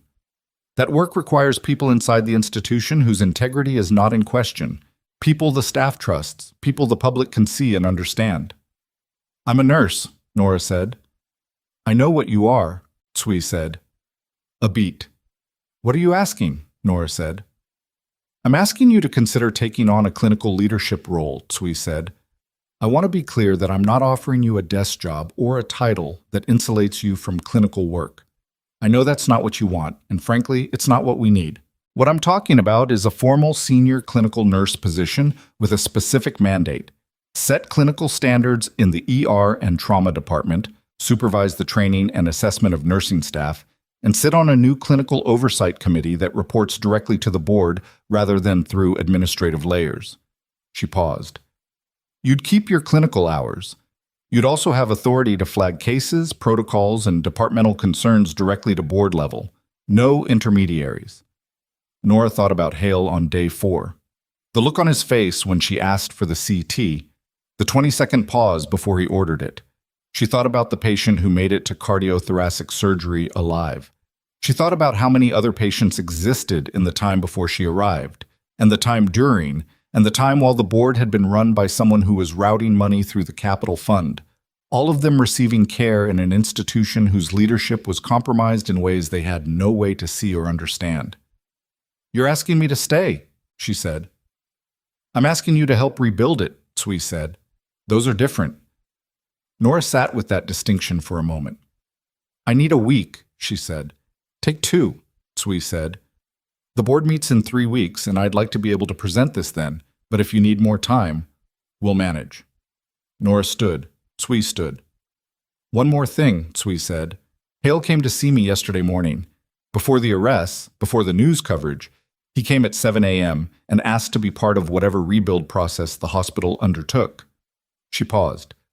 He said that the department would be better with you in a leadership position than without you, and that he was willing to say that publicly. A smaller pause. He said it in the way men like him say things they find difficult, which is to say badly. But he said it. I know, Nora said. He called me Sunday. Tsui nodded. He's not an easy person. No, Nora agreed. He's not. A beat.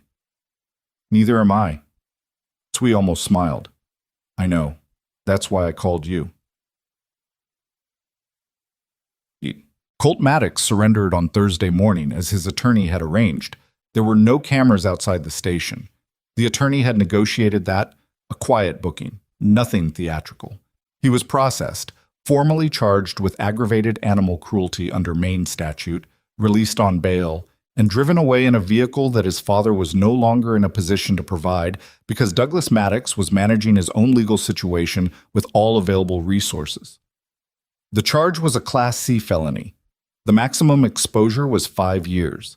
His attorney would almost certainly negotiate something less, and the outcome would depend on factors Nora had no visibility into and had decided she didn't need. What she knew was that the charge existed, was formal, was on the public record, and that the dog Colt had struck with a metal bottle in a public park had his service record formally recognized as a matter of federal documentation. That was enough. It wasn't perfect. Verdicts weren't, in her experience. Real consequences had edges and complications and appeal processes and human factors that prevented them from arriving as clean as the justice in a story. But the charge was real, and the record was real, and those were the things that held. She drove to the clinic Thursday afternoon, and Dr. Falk met her at the back entrance with a look that said the news was good before she said a word. Friday, Dr. Falk said. He's ready. Friday was clear and cool, the kind of late summer morning in Maine that reminded you by contrast what winter was going to feel like. Nora arrived at the clinic at 8. She had Ranger's bed in the car, his water bowl, the specific food Dr. Falk had recommended for the recovery period. She had the car organized in the exact way you organized a vehicle when you were bringing home something that mattered, and you'd thought about it more than was probably necessary. Dr. Falk brought him out on a lead, walking slowly, and Ranger moved through the clinic door into the morning air and lifted his nose, and his whole body did something that wasn't quite the old movement. The hitch in his leg was more pronounced now, and he held his head slightly tilted to protect the left side, but was unmistakably him, present, attentive, tracking. He found her immediately. She crouched down on the clinic's front walk, and he came to her and put his head against her chest with the full weight of his skull, and she put both arms around him and held him, carefully, accounting for the bandaging, and didn't say anything for a while. Dr. Falk stood near the door, giving them the space that the moment required. After a while, Nora stood. She looked at Dr. Falk. "Thank you," she said, and it came out with more weight than she'd intended, which happened sometimes when you'd been holding things at arm's length for a week, and the dam gave a little without warning. "He's extraordinary," Dr. Falk said. "Take care of him." "I know how," Nora said. She took him home. She settled him on his bed in the living room, which she'd moved to face the window so he could see the front yard. She sat with him for an hour, and then she made lunch, and then she sat on the back step in the afternoon cool and let him rest inside where it was quiet. Eklund came by in the early afternoon. He brought 2 coffees from the place near the harbor and sat on the back step with her without making a production of the visit. They talked for a while about logistics, the federal case timeline, what Harlan had communicated about Quill's cooperation, the expected trajectory of the Maddox prosecution. Then they talked about other things, the lobster boats visible from her yard on clear days, a town Eklund had been stationed near once that looked like Pelican Shore but smaller, the way certain places either settled around you or didn't, and how you knew the difference. Are you staying? He asked eventually. Not pressing, just asking. Nora looked at the yard, at the maple tree, at the bird feeder with its repaired hinge, which she'd mounted on a post she'd found in the shed, the kind of small thing that meant she'd decided to do it properly, rather than temporarily. I think so, she said. Eklund nodded. He didn't comment. He drank his coffee. After he left, she called Harlan. Rourke wants to brief you next week, Harlan said, about the DOD piece and how it'll appear in the public case record. Purely informational, Jim. You don't have to do anything, just know what to expect. Fine, Nora said. How's Garrett? A brief pause, the pause of someone who had been tracking a lot of things and was locating this specific one. His parents met with the state AG's office yesterday.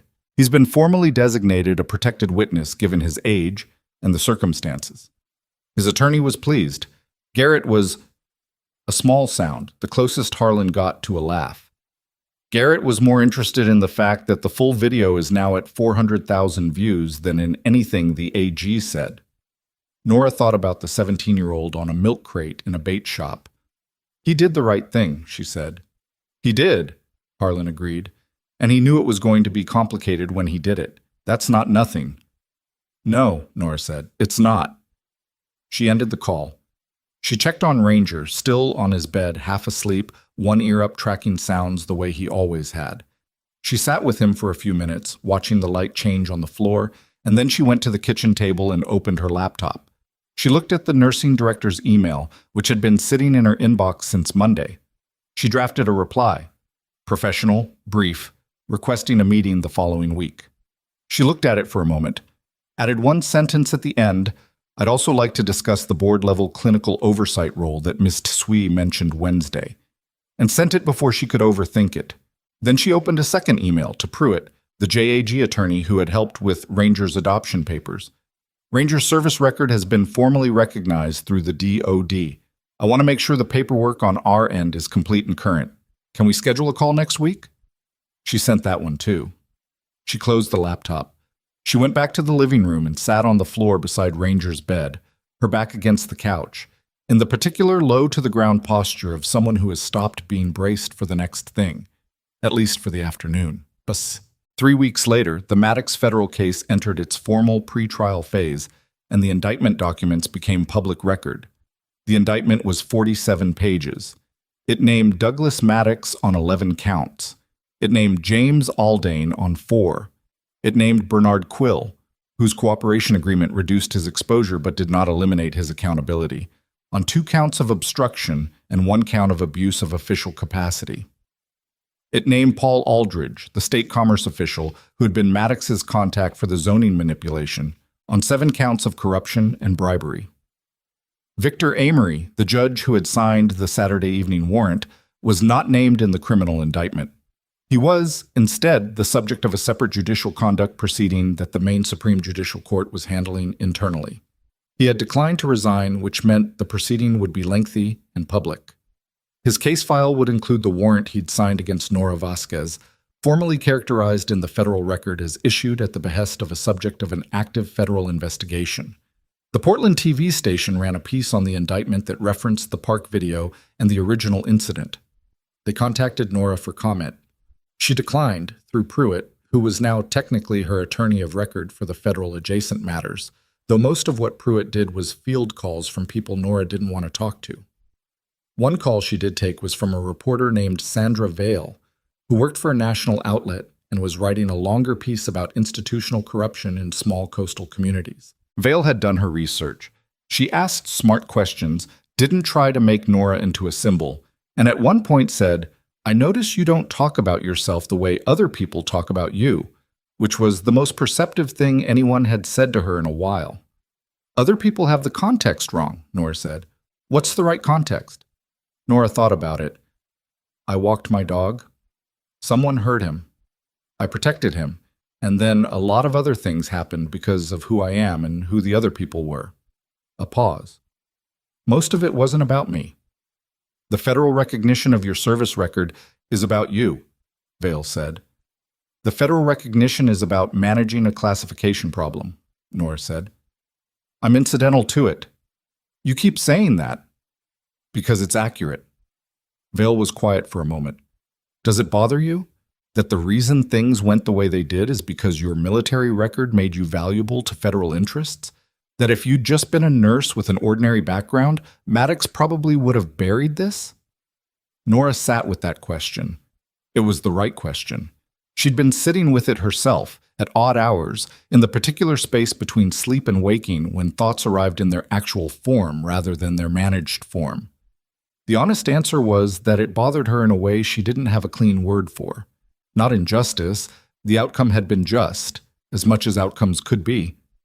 More like the recognition that the system had worked in this specific instance because of factors that had nothing to do with what was right and everything to do with leverage. That Garrett's video had mattered. That Eklund's contact had mattered. That a brigadier general flying in from Fort Bragg had mattered. And that without those things, a nurse with a sick dog and a warrant signed by a compromised judge might have been a completely different story. It bothers me, she said. Yes. That's an honest answer, Vale said. You asked an honest question. She didn't do any other interviews after that. She didn't need to. The indictment was public. The record was public. And anything else she might say was already contained in the 47 pages of what had actually happened. The board meeting where Sui presented the new clinical oversight structure was on a Thursday evening in September. Nora attended in person, which required sitting in a conference room with people she'd never met and answering questions from board members who were still learning the institution they were now responsible for governing. She answered them directly, without softening, and at one point a board member who'd been appointed after Maddox's removal asked her why she'd stayed in Pelican Shore after everything that had happened. She thought about it. I came here because it was quiet, she said. It turned out not to be. But quiet isn't actually the thing I was looking for. She paused. I think I was looking for somewhere I could do the work without the other stuff getting in the way. And now? The board member said. Now I have some say over what the other stuff looks like, she said. That's different. The board approved the position unanimously. Sui didn't celebrate it, just noted the vote and moved to the next agenda item, which was characteristic and was also, Nora thought, one of the things that made Sui good at what she did. Deirdre caught her in the parking lot afterward. How do you feel? Deirdre said. Nora considered the question honestly, the way she'd been trying to do more often. Tired, she said. And okay with being tired. Deirdre nodded. I'm glad you didn't leave. I almost did, Nora said. Sunday night, after your call, I almost packed. What stopped you? Nora looked at the building. At the lit windows of the ER on the ground floor, the ambient motion visible through the glass, the organized, purposeful movement of a shift in progress. Ranger couldn't travel, she said, so I had to stay, and then, by the time he could, things had changed. She paused. Sometimes inertia is the thing that saves you. Deirdre laughed. A real laugh.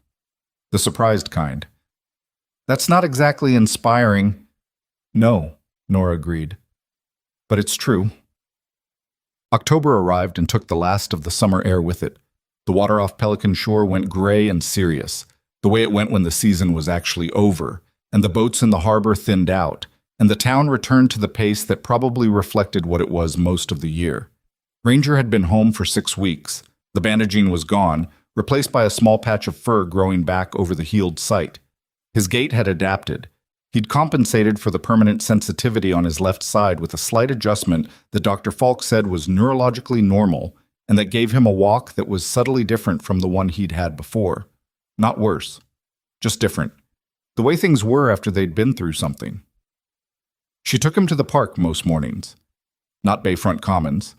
There was a smaller park 2 neighborhoods over, less trafficked, with a long gravel path along a tidal creek that Ranger liked. They went early, before the dog walkers, when the path was mostly theirs. He moved at his own pace. She let him set it.